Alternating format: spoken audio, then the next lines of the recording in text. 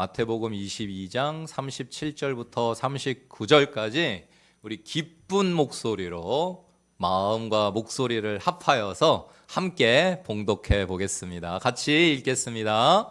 예수께서 이르시되 내 마음을 다하고 목숨을 다하고 뜻을 다하여 주 너의 하나님을 사랑하라 하셨으니 이것이 크고 첫째 되는 계명이요 둘째도 그와 같으니 내 이웃을 내 자신같이 사랑하라 하셨으니 아멘. 은퇴한 교사 최성환 씨는 두 개의 달력을 나란히 놓고서 동그라미가 쳐진 두 날을 바라보고 있습니다. 하나는 3년 전 오순절에 동그라미가 쳐져 있고 또 하나는 오늘 성령 강림 주일에 동그라미가 쳐져 있어요. 두 날을 번갈아 바라보던 최성환 씨는 조용히 일기장을 펼쳤습니다. 3년 전 오순절 날에 썼던 일기입니다. 나는 사랑이라는 말이 너무 싫다. 공허하고 진부하다. 마음을 다하고 목숨을 다하고 뜻을 다하여 사랑하라고? 나는 그렇게 살아본 적이 없다. 그런 사랑을 받아본 적도 없다. 아내에게도 아이들에게도 하나님께도 그렇게 사랑해 본 적도 없고 사랑 받아본 적도 없는데 어떻게 사랑하라는 말인가? 그것이 3년 전에 기록했던 일기의 내용이었어요. 그리고 오늘 날짜에는 교회로 예배를 드리러 가기 전 이렇게 기록을 합니다. 이제는 안다. 사랑은 내가 만들어내는 것이 아니었다. 불이 와서 나를 태워야 가능한 것이었다. 과연 두 날 사이에는 무슨 일이 있었던 것일까요? 오늘 그 일이 우리에게도 일어나기를 바라면서 그 이야기를 함께 하려고 합니다. 예수님이 십자가에 달리시기 며칠 전이었어요. 예루살렘은 유월절 인파로 가득 찼고 바리새인들의 긴장은 극에 달해 있었습니다. 자기들의 밥그릇이 걸려 있었거든요. 그들 중 율법사 한 명이 나섰습니다. 예수님을 시험할 질문을 가지고서 말이죠. 이렇게 묻습니다. 선생님, 율법 중에서 어느 계명이 크니까? 뭐라고 대답을 하시든 트집 잡아 예수님을 무너뜨리려고 대중들의 인기를 없애기 위해 한 질문이에요. 겉으로는 신학적인 질문 같지만 속으로는 함정이었습니다. 그런데 예수님은 함정인 걸 다 아시면서도 대답하십니다. 내 마음을 다하고 목숨을 다하고 뜻을 다하여 주 너의 하나님을 사랑하라. 이것이 크고 첫째 되는 계명이요 둘째도 그와 같으니 내 이웃을 내 자신같이 사랑하라 라고 대답을 하세요. 율법사는 아무 말도 하지 못합니다. 함정을 팔아왔다가 자기 자신이 빠진 것입니다. 예수님의 그 대답이 찔림이 되었기 때문에 더 이상 공격을 할 수가 없었던 것입니다. 왜 찔림이 되었는가? 하나님을 사랑하고 이웃을 사랑하라는 그 말씀이. 왜냐하면 그가 매일 2번씩 암송한 내용이거든요. 이 본문 말씀은 유대인들이 쇠마라고 사랑하는 아침 저녁으로 매일 2번씩 암송하며 자녀들에게 가르치는 내용이에요. 평생 매일 하루에 2번씩 수천 번을 외웠던 말씀. 그런데 그 말씀이 내가 그냥 아침 저녁으로 습관적으로 중얼중얼 외울 때에는 아무 감흥이 없고 역사가 없던 그 말씀이 예수님의 입을 통해 전해지는데 마음 문을 두드립니다. 나는 정말 그렇게 사랑한 적이 있었던가? 나는 정말 사랑으로 살아가려고 힘썼던 적이 있는가? 그 질문이 자신의 가슴을 파고들 때 율법사는 더 이상 예수를 정죄하고 공격할 수 없었습니다. 이 질문, 나는 정말 뜨겁게 사랑한 적이 있는가? 하나님을, 이웃을 내 몸처럼, 내가 나를 사랑하는 건 기가 막히게 잘하는데 내가 나를 사랑하는 것처럼 하나님을, 내 곁에 한 사람을 그렇게 사랑한 적이 있는가라는 이 질문은 율법사만의 질문이 아닙니다. 오늘 우리 모두의 질문인 줄 믿습니다. 오늘 우리가 자신에게 물어야 할 질문입니다. 나는 나를 사랑하는 것처럼 하나님을 사랑한 적 있는가? 내가 나를 사랑하는 것처럼 이웃을 사랑해 보았는가? 마음을 다하고 목숨을 다하고 뜻을 다하여 하나님을 사랑한다는 것 도대체 가능한 일인가? 예수님이 부활하시고 50일째 되던 날이었어요. 부활하시고 50일째 된 날이기에 오순절이라고 불러요. 제자들은 다락방에 모여 있었습니다. 그들은 이미 부활하신 예수님을 만났고요. 하늘로 올라가시는 것도 보았어요. 그런데도 그들은 여전히 두려웠습니다. 부활하신 예수님을 만났는데도 그 예수님이 대사명을 주시고 승천하시는 모습을, 그 놀라운 기적의 광경을 보고서도 여전히 마음은 두려움으로 가득했어요. 문을 걸어 잠갔어요. 숨죽이고 다락방에 숨어 있어요. 그들은 예수님이 사랑하라고 하셨던 말씀을 알고 있었습니다. 이웃을 섬기라는 말씀도 알았어요. 땅끝까지 증인이 되라는 말씀도 불과 며칠 전에 들었습니다. 그런데 그렇게 할 수가 없는 거예요. 그렇게 사라지지가 않아요. 알기는 아는데 원수를 사랑하라 하셨던 가르침을 알고 원수들을 사랑하셔서 십자가에 달리셨던 예수님이 말씀대로 사신 거는 아는데 내가 그렇게 사라지지는 않는 거예요. 아는 것과 할 수 있는 것은 전혀 달랐어요. 그런데 그때였습니다. 호련히 하늘로부터 급하고 강한 바람 같은 소리가 있어 그들이 앉은 온 집에 가득하며 불의 혀처럼 갈라지는 것들이 그들에게 보여 각 사람 위에 하나씩 임하여 있게 되었어요. 오순절 마가의 다락방에 예수님이 간절히 기다리며 기도하라 하셨던 또 다른 보혜사이신, 내가 가면 그가 오시리라고 예수님이 약속해 주신 성령님이 오신 것입니다. 불로 오셨어요. 바람으로 오셨어요. 기름으로 오셨습니다. 성령이 임하셨어요. 그 순간 모든 것이 달라집니다. 굳게 걸어 닫고 있던 문이 열리고 제자들이 거리로 나가서 두려움을 이기고 복음을 전파합니다. 뜨겁게 사랑하기 시작한 거예요.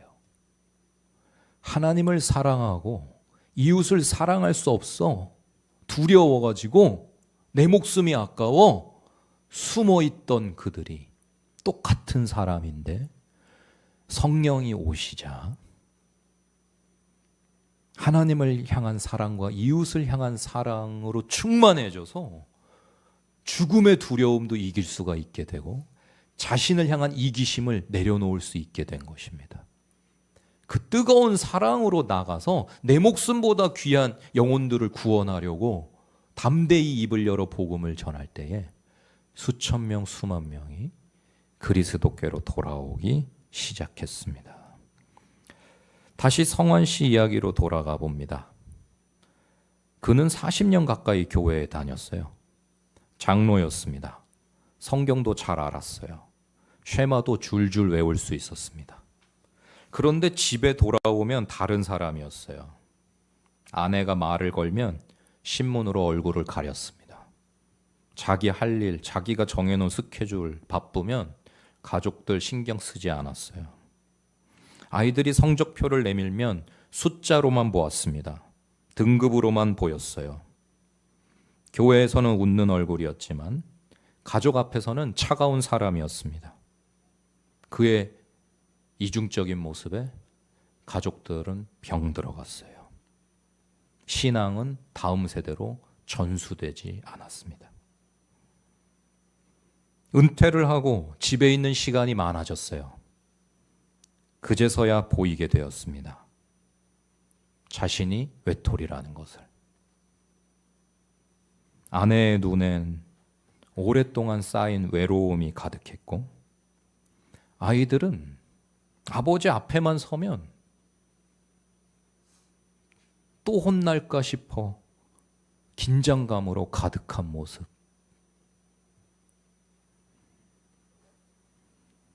(3년) 전 오순절 주일에 그는 설교를 듣다 혼자 울었습니다. 하나님의 완전한 사랑만이 나 자신과 이웃을 올바르게 사랑할 권한을 부여해 줄 수 있다는 그 설교 말씀이 가슴에 박혔어요. 아, 나는 사랑할 권한이 없구나, 능력이 없구나. 먼저 받지를 못했으니 나에게는 사랑이 없어서 사랑할 능력도 권세도 없었구나.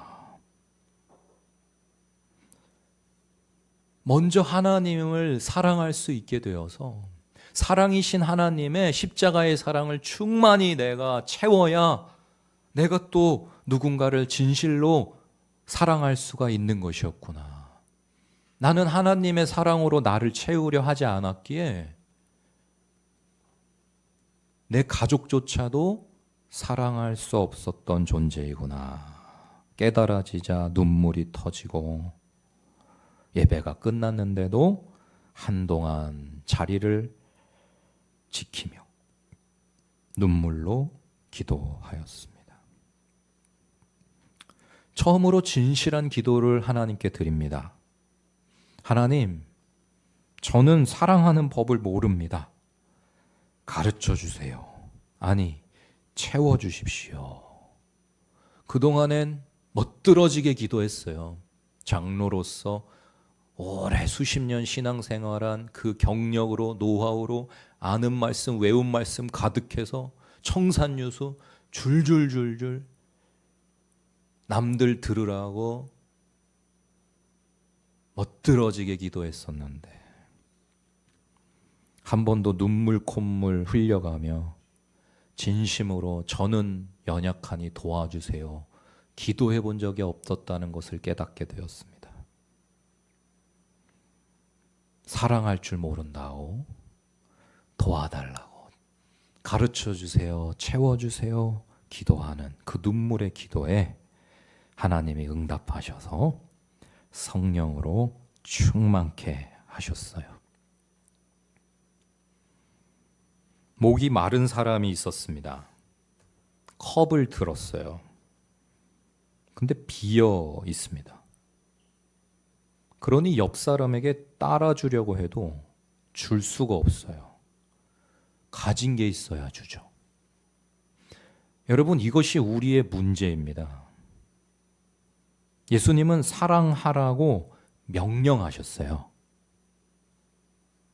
사랑하며 살 때 행복하고 천국을 누리는 것은 분명한 진리입니다. 서로 사랑하라 하셨어요. 네 몸과 같이 사랑하라 하셨어요.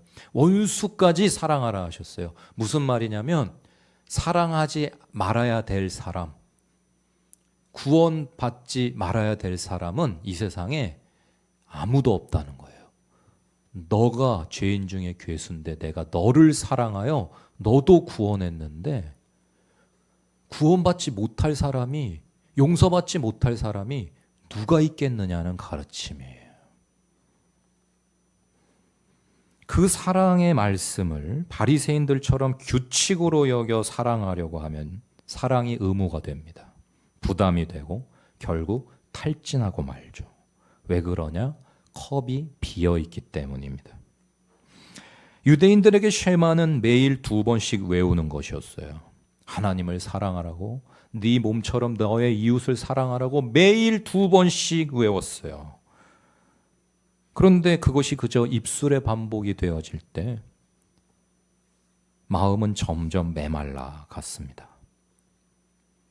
예수님께서 성령을 약속하신 이유가 바로 거기에 있어요. 성령은 빈 컵을 채우십니다. 하나님의 사랑으로 흘러 넘칠 때까지 부어주시기 위해 오신 보혜사가 성령 하나님이신 줄 믿습니다. 바울은 그것을 이렇게 표현했어요. 하나님의 사랑이 우리 마음에 부은 바 됨이니 우리에게 주신 성령으로 말미암음이라. 아멘. 하나님의 사랑이 우리 마음에 부은 바 됨이니 우리에게 주신 성령으로 말미암음이라. 아멘. 이 로마서 5장 5절의 말씀이 오늘 성취되는 성령 강림 주일이 되시기를 축복드립니다. 성령님이 오시면 사랑이 의무에서 감사로 바뀌게 돼요. 의무로 부모가 자식을 사랑하는 건 한계가 있어요. 의무로 남편이 아내를, 아내가 남편을 사랑하는 건 한계가 있어요. 의무로 자식이 부모를 사랑하고 봉양하고 효도하는 건 한계가 있어요. 의무로 목사가 성도들을 사랑하는 건 한계가 있어요. 성도들이 서로 사랑하며 영혼을 구원하는 건 한계가 있어요. 그러나 성령이 오셔서 하늘 아버지의 십자가 사랑으로 우리의 심령을 충만하게 채워주시면요, 그때부터는 해야 해서 하는 사랑이 아니라 못 이겨서, 못 배겨서 하는 사랑으로 바뀌게 됩니다. 사랑해야 되니까 하는 사랑이 아니라 사랑할 수밖에 없는 저와 여러분이 되시기를 축복드립니다. 성환 씨는 그 오순절 이후 조금씩 달라졌습니다. 처음에는 작은 것부터였어요. 아침에 아내보다 조금 먼저 일어나는 거예요. 그리고 커피를 내립니다. 그동안에는 당연한 것처럼 아내보다 늦게 일어나서 아내가 차려놓은 거 먹기만 했어요. 아무 말 없이 커피를 내려서 탁자 위에 올려두었습니다. 아내가 어리둥절합니다. 왜 이러는 거야? 뭔 꿍꿍이야? 뭘 원하는 게 있어서 이래? 왜요? 뭐 하는 짓이냐는 거죠. 내려져서 놓여있는 커피를 보고 왜요? 그냥 한 달이 지나고 2달이 지나고 조금씩 바뀌어가는 남편을 보며 어느 날 아내가 먼저 말을 걸어옵니다.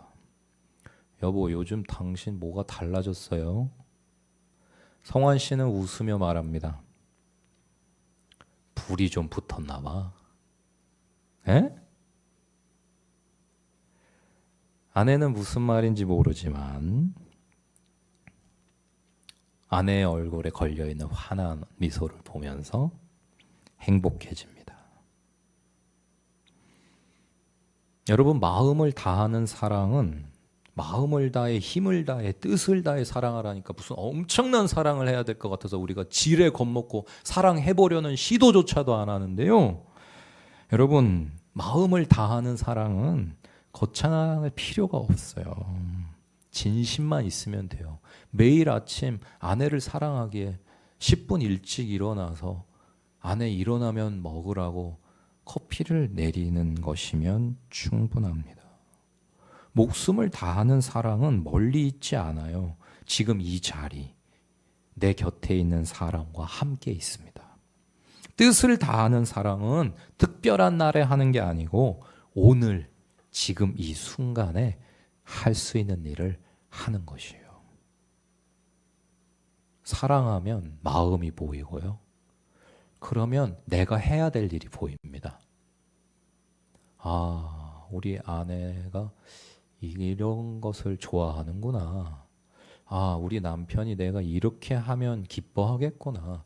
아, 우리 부모님이, 아, 우리 자녀가, 아, 우리 목사님이, 아, 우리 성도들이, 우리 세런들이 누구 한 명 한 명 이웃을 생각할 때마다 나를 사랑하듯이 사랑할 수밖에 없는 성령으로 부음받은 사람이 되어지면 아무 사랑을 할 줄 몰랐던 사람이 사랑으로 충만한 삶을 살게 되어지는 아름답고 멋진 변화의 주인공이 되는 것입니다.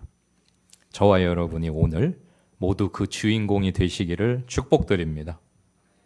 오순절에 성령이 오셨을 때 제자들에게 나타난 첫 번째 표징은 무엇이었습니까? 방언이었나요? 맞습니다. 그런데 더 깊이 생각해 보면 그저 이상한 신비로운 말을 하는 그 자체가 기적이 아니고 그것은 언어의 기적이었는데 서로 다른 나라에서 온 사람들이 자기 언어로 복음을 듣는 기적이었어요. 제자들이 자신의 말로 그저 말할 뿐인데 각 나라에서 온 사람들에게 다 자기 나라 언어로 들리는 것이 방언의 기적이었어요. 무슨 말입니까? 소통의 기적이었던 거예요. 연결의 기적이고 사랑의 기적이었던 것이죠. 같은 말을 쓰는데도 말이 안 통하면 환장합니다. 부모 자식 간에, 부부 간에, 형제 간에, 성도 간에요. 같이 한국말로 말하고 있는데도 마음이 이게 연결이 안 돼 있어서 서로 사랑으로 대화하는 게 아니면요. 서로 자기 말만 하고 있으면 아, 지금 내 말을 듣냐 안 듣냐. 아니 왜 똑같이 한국말로 대화하고 있는데 대화가 안 통하냐 이렇게 돼요. 그렇죠 여러분? 그렇게 계속 살잖아요. 그러면 이제 점점 말 섞기 싫어집니다. 가족 간인데도요, 성도 간인데도요, 점점 대화가 줄어들고요, 기쁨이 줄어들고요, 웃음이 줄어들고요, 소통이 단절되면 관계가 깨지는 것이고, 그러면 해체될 수도 있겠죠. 그러므로 오순절 성령이 오셔서 소통이 되게 하신 사랑의 기적이야말로 오늘 이 시대를 살아가는 저와 여러분에게 다시 회복돼야 할, 반드시 임해야 할 기적인 줄 믿습니다. 오늘 이 성령 강림 주일에 간절히 도와주세요. 제가 사랑할 줄 모릅니다. 가르쳐 주세요. 제 언어를 바꿔주세요. 제 입술을 변화시키시고 제 삶을 변화시켜 주세요. 기도하실 때 가족들과 다시 관계가 회복되시는, 소통이 회복되시는, 서로 감정의 교류가 일어나고 위로가 일어나고 격려가 일어나고 치유가 일어나고 칭찬이 일어나고 정말 살만 나게 되어지는, 지친 하루를 마치고 집에 돌아왔는데 아이들 뛰쳐나와서 매달리고 아내가 버선발로 달려와가지고 수고했다고 꼭 끌어안아주고 서로 눈을 맞추며 애썼다고 격려해주고 그 맛에 사는 거죠. 교회에 오면 똑같은 일이 일어나면 되는 거예요, 여러분. 교회 왔더니 한 주 사니라 애썼다고 서로 한 주의 삶을 물어주고 힘든 일 이야기할 때 같이 기도해주고 전도를 위해서 같이 뜨겁게 기도하고 음식을 나누고 함께 한 신앙을 고백하면서 찬양하고 기도하고 하면서 한 주를 또 살아갈 힘을 얻는 것이 교회라는 가정인 줄 믿습니다. 그런 은혜로운 교회가 다 되실 줄 믿고 축복드립니다. 성령이 오시면 벽이 무너집니다.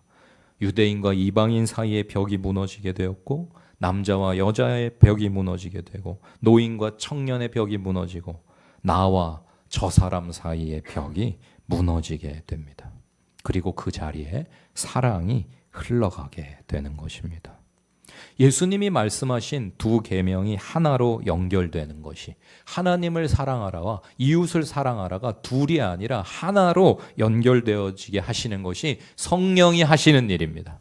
성령이 오시면 하나님을 사랑하는 우리의 마음이 이웃을 사랑하는 마음과 하나가 됩니다. 이게 되기 전까지의 율법적이고 종교적인 신앙인은 어떠냐면요, 하나님은 사랑해, 말씀은 굳게 믿어, 되게 믿음 좋은 사람 같아, 교회에서 직분도 있어, 봉사도 열심히 해, 헌금 생활도 아주 탁월해.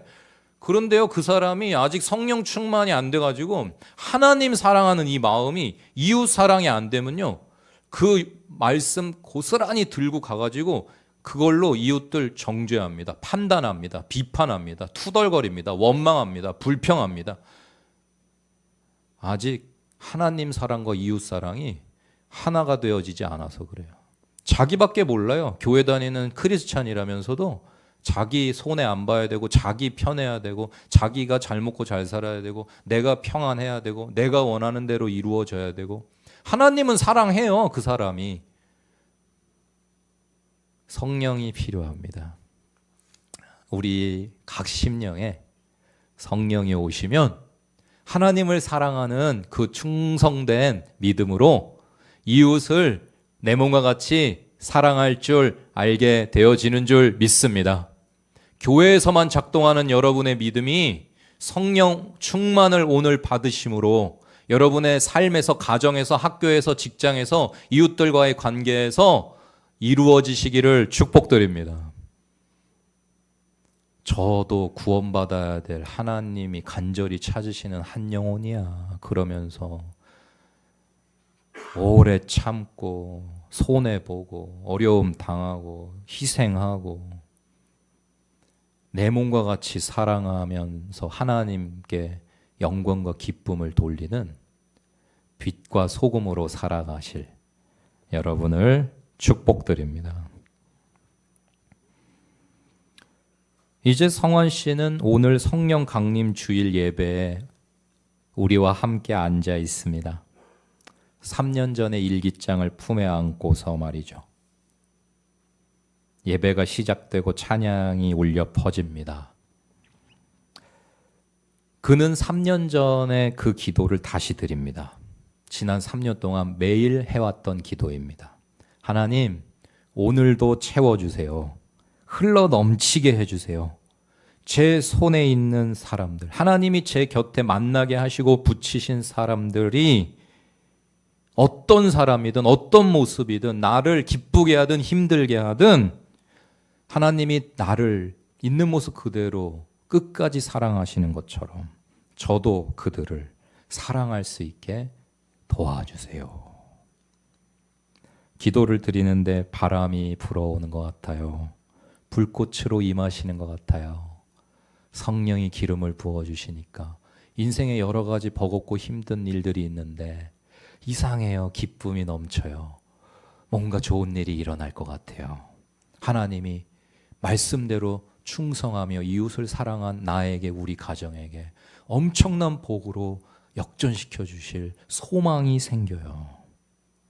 사랑하는 여러분, 성령 강림 주일은 2000년 전 어느 날 한 번의 사건이 아닌 줄 믿습니다.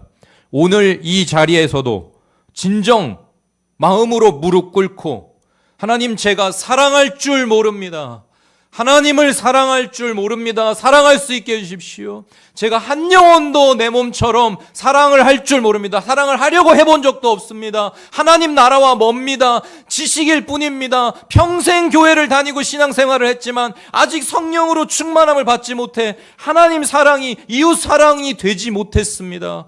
도와주십시오. 오늘 기도하시는 저와 여러분에게 성령께서 임재하실 줄 믿습니다. 찾으면 주실 건데 가장 좋은 것으로 주실 거라고 약속하셨어요. 그리고 그 가장 좋은 것은 성령이라 하셨습니다. 오늘 성령을 구하시는 시간이 되시기를 축복합니다. 다시 사랑의 자리로, 다시 뜨거운 십자가의 자리로 영혼이 살아나는 복음의 자리로 나아가십시다. 오늘 본문 말씀을 다시 함께 읽고 기도하겠습니다. 마태복음 22장 37절에서 39절입니다. 함께 읽겠습니다. 예수께서 이르시되 내 마음을 다하고 목숨을 다하고 뜻을 다하여 주 너의 하나님을 사랑하라 하셨으니 이것이 크고 첫째 되는 계명이요 둘째도 그와 같으니 내 이웃을 내 자신같이 사랑하라 하셨으니 아멘. 기도하겠습니다.